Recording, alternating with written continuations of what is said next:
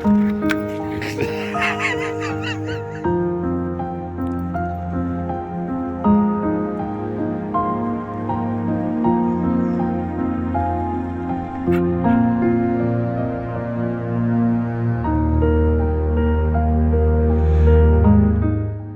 stone circle, recumbent stone here with the two flankers, and then there are stones all the way around and this cairn in the middle,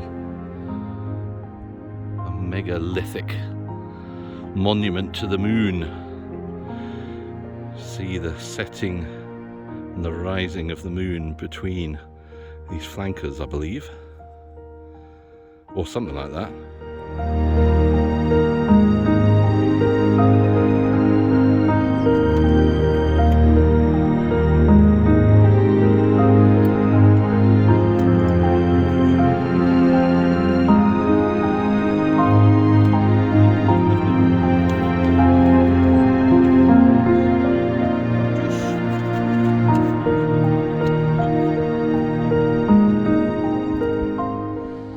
It's been a long time since the last update with the MG ZS EV.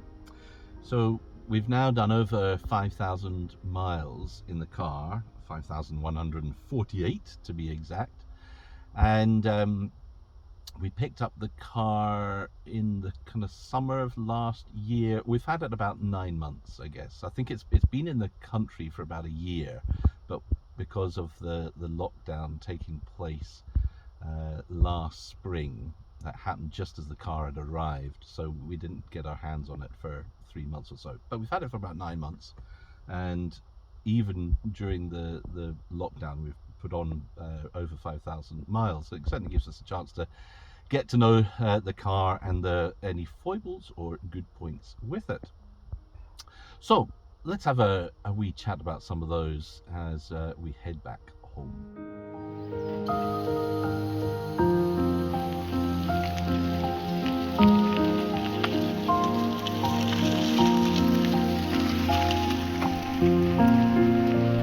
So of course over the last year or so, we've mostly been just doing short journeys around the city and not far away.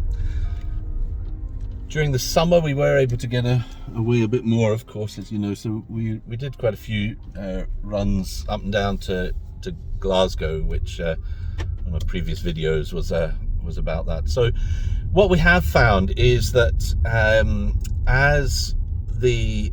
just putting the fans on here a minute just to get a bit of air. The dogs are panting away in the back. We've just finished a walk with them. What you do notice is that as the winter came on, so we did have a journey down to Glasgow to pick up kids before the next, the second lockdown happened, and then I did take a stop along the way for a quick kind of 10-15 minute top up, just for that kind of comfort, to make sure we got down in time. So that's fine. I mean, the main thing we were hoping for was this car would be able to do the Aberdeen to Glasgow in quicker than the Zoe can, which it does, and most of the time when the weather's okay, the temperature is not so low, then you're doing it in one, so that's all good. Now, a few things that are little issues with the car. So nothing's gone kind of wrong with the car, but there are a few little niggles which are common. So other people have had the same thing. So there is a slight knock occasionally in the steering column, and it's just when it happens when you're around the kind of center position in the steering, and it's really noticeable if you're going over kind of undulating ground. You can feel it, or sometimes it'll just randomly do it as you're turning the lock. Of course, it won't do it now when I'm trying it, but that's always the way with these things. There is a slight rattle at the top of the dashboard, and I haven't quite worked out if it's temperature dependent that it's worse. It's not doing it at the moment, but yesterday it was doing it quite a bit. And then the third thing is that there's a strange noise from under the bonnet, and it feels like something is rubbing against something else. It almost feels like birds chirping. So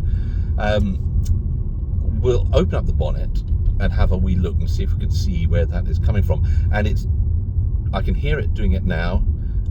You mostly hear it at low speed, of course, but even when you're closing a door or something like that, so there's a kind of reverberation going through the car, it'll do it. So it's clearly something that shouldn't be rubbing against something else or something like that. Right, you ready? Yes. That feels like it's coming from over here somewhere. I assumed it was down at the front, but give that another go.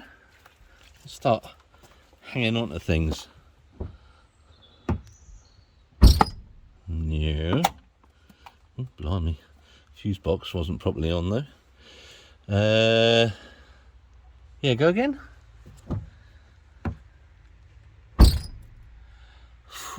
Wonder where that is coming from. As I say, none of these things are things that have stopped the car working or anything like that, so I was just planning to get them sorted at the first service to mention them, which it will be coming up to, I guess, in 3 months or so. And then we'll see if we can get some of these things sorted out. Did you hear that wee knock there? That was it through the steering as I turned off centre. All right. Ooh, this is going to be a bit interesting, trying to get out of here. Massive lorry in this country road, just parked right at this junction. Not brilliant. So, things that are good about the car, it's proven absolutely fine for us, family-wise, space-wise. The 2 dogs fit in the back, no problems. We haven't been out on a journey where we'd have to put the roof box on or anything like that, so we've still got to work that out. And the roof box we have is a big one, so I'm not quite sure if it's going to completely overlap at either end. So yeah, we may have to rethink that a little when we get to that stage. However, not needed to do that at the moment. And the car is over the period of the winter was absolutely fine, not had any problems with battery issues or anything like that. The range, of course, goes down, but we are well used to that. But most of our driving is all around the city, so it really doesn't make much difference to us. Basically, I'm charging it up once a week, and often it's only at a half or something like that, when I'm plugging it in when I'm up at the workplace charger and letting it get a charge up there.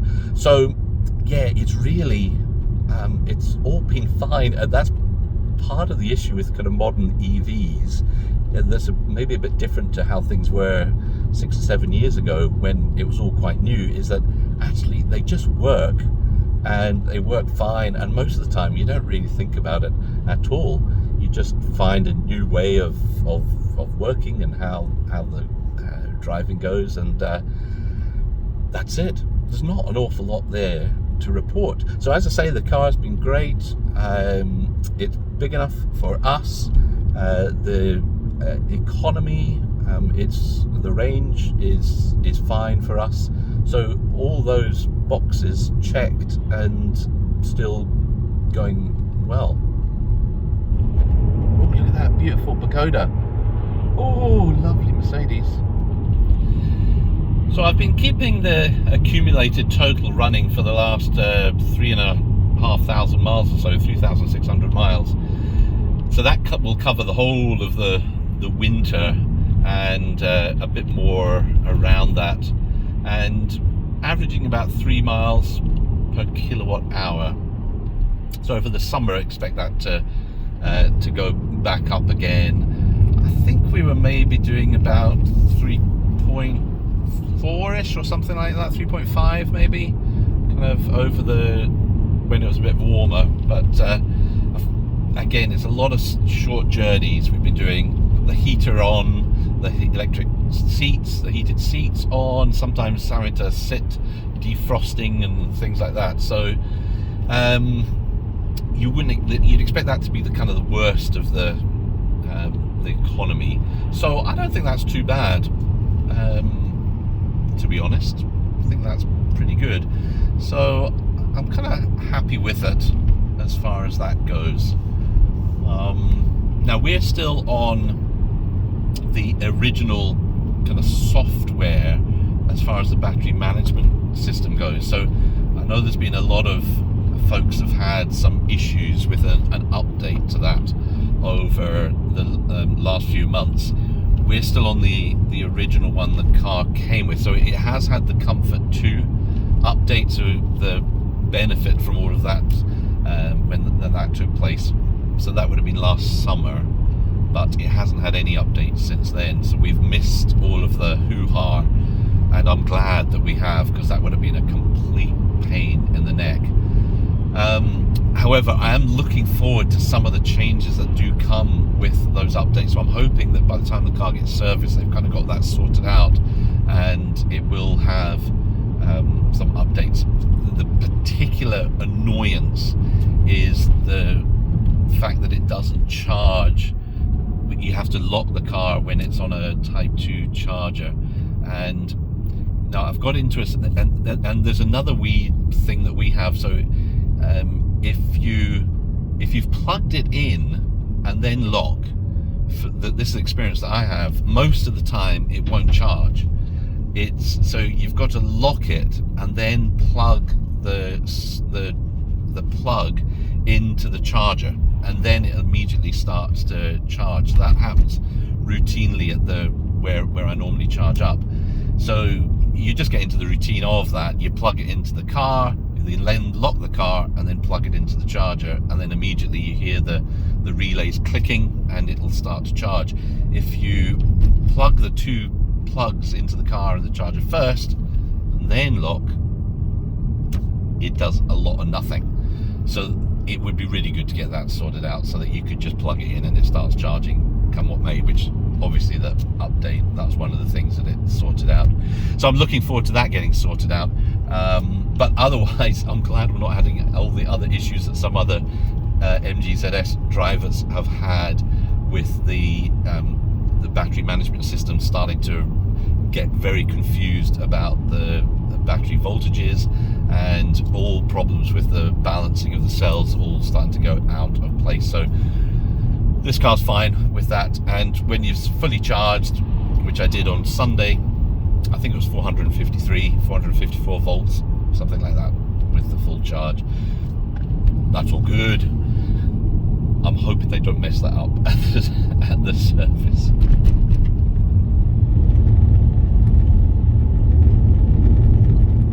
I've been intrigued by some of the developments that others have been doing to the cars, and there's some things I would like to add. So the kids have been moaning about no lights in the back. That would be good to add. So people are doing kind of different things there for trying to remedy that, and that is something we might look at, trying to find some way to add illumination in the back.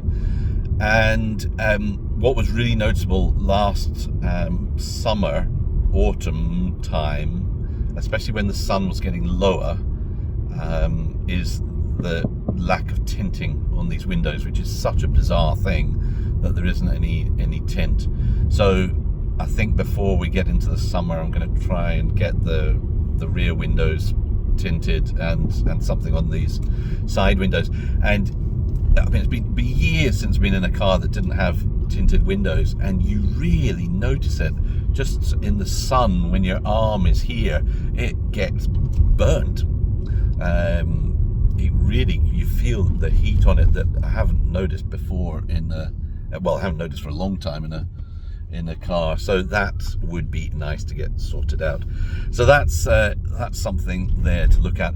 And I've been following a fellow ZS EV driver, Mike Proctor, with the work that he's been involved with, changing the suspension and the dampers, and that I'm very intrigued. I would love to try it out and see the difference it makes. It's quite a lot of money to fork out if you're not, without testing it, to see what, because the car is noticeably does get a bit unsettled, especially on kind of country roads like the ones we've just been on, coming back into the city.